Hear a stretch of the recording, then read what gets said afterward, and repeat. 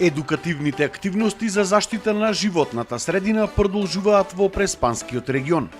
Во основното училиште Браќа Миладиновци во Царев двор се одржаа работилници и екоакции во рамки на кампањата Преспа разбуди се за чиста животна средина, која што се приклучи и ја поддржа акцијата Генералка викенд.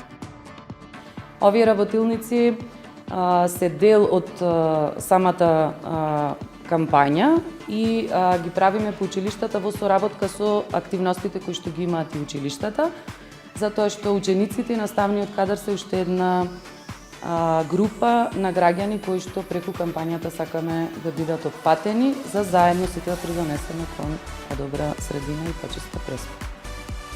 Учениците чистеа во и околу училишниот двор, додека екипите на јавното претпријатие Македонија Пат го расчистуваа регионалниот пат покрај училиштето.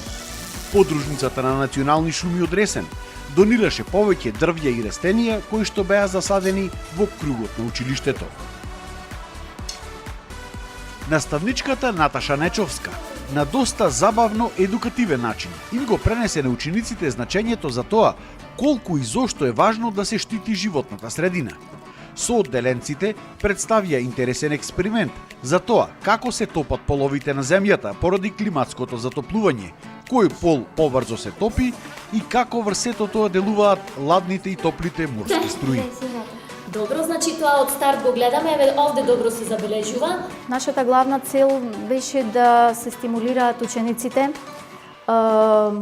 и еве да ја извадиме значи самата екологија како наука од учебниците и главно да ја поврземе во интересен предизвик, игра и успех. Ваквите активности секогаш имаат поголем печат, значи повеќе го истакнуваат тоа искуствено учење во насока на полесно осознавање на работите во пракса, отколку она што го читаме во теоретски или го учиме. Со учениците беше организирана и активност за тоа колку време му е потребно на одреден предмет што се фрла во природата за да се разгради.